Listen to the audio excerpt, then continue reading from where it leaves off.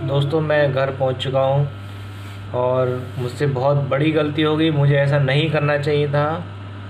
और क्या गलती हुई है या मेरी पूरी वीडियो देखेगा, उसके बाद मैं आपको बताऊंगा क्या गलती हुई है। मुझे बिल्कुल भी नहीं करना चाहिए था। जो भी किया बहुत रिस्की था, हद से ज़्यादा रिस्की था। बिल्कुल नहीं करना। वीडियो देखिए, उसके बाद बताइए। दोस्तों welcome back my new blog.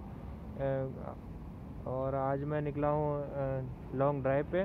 तो मैं हाईवे पे आ चुका हूँ और हाईवे पे आके मैं अपना ब्लॉग शुरू कर रहा हूँ। और ये जो ब्लॉग है ये बहुत लंबा चलने वाला है। कम से कम 125 किलोमीटर की रनर है मेरा। तो अभी मैं स्टार्ट कर किया है मैंने। अभी स्टार्ट करने के बाद अब मैं देखिए हाईवे चल रहा है। हाईवे पे जो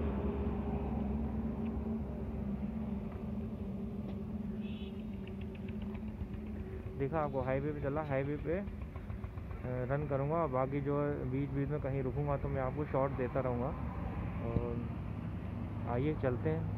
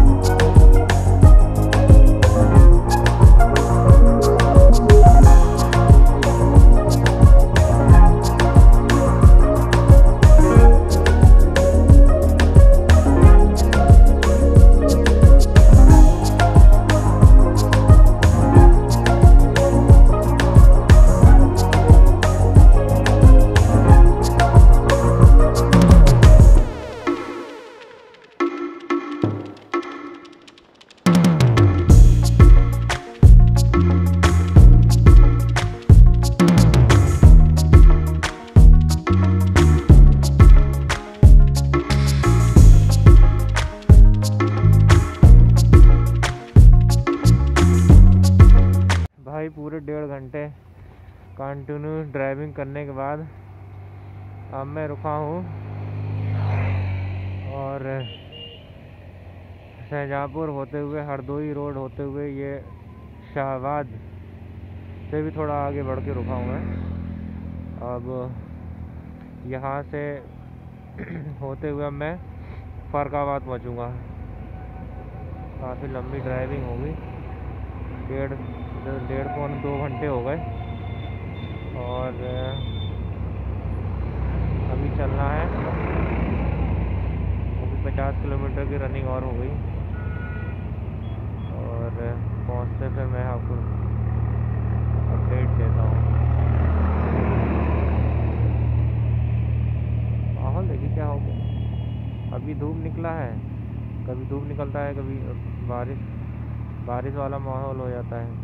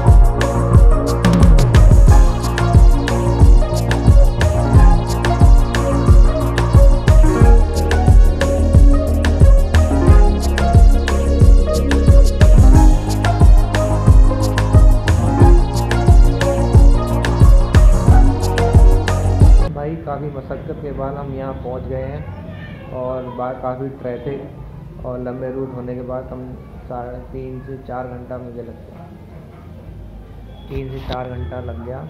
और भैया भी गए हुए हैं कि एक्चुअली हमारे ये कंपनी के डिस्ट्रीब्यूटर भी हैं जो पूरा फर्रुखाबाद देखते हैं, उसके आसपास के 20 किलोमीटर का एरिया, 40 किलोमीटर से आसपास का मैनेज करते हैं। और फर्रुखाबाद में जो आलू बहुत मशहूर है, तो भैया बोले कि आलू खा के जाना, तो अभी वो आलू लेने गए हैं। तो अभी आ रहे होंगे तो आलू के दर्शन भी आपको कराता हूँ, तो आने दीजिए फिर। देखिए भैया ये हैं फर्रुखाबाद के आलू, भैया जी हैं जो हमारे डिस्ट्रीब्यूटर, मैंने आपको बताया था। तो ये फर्रुखाबाद के आलू लेके आए हैं जो मशहूर है ना यहाँ के। अच्छा, ये किसकी चटनी होती है? ये धनिया टमाटर। और ये क्या है? ये मसाले वाला नमक। अच्छा, मसाले वाला तो ये है ना? 2 तरीके के नमक होते हैं। अच्छा, एक और नमक, ये और ब्रांड है नमक। एक और ब्रांड।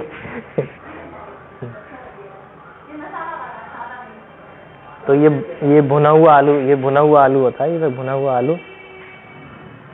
ओके,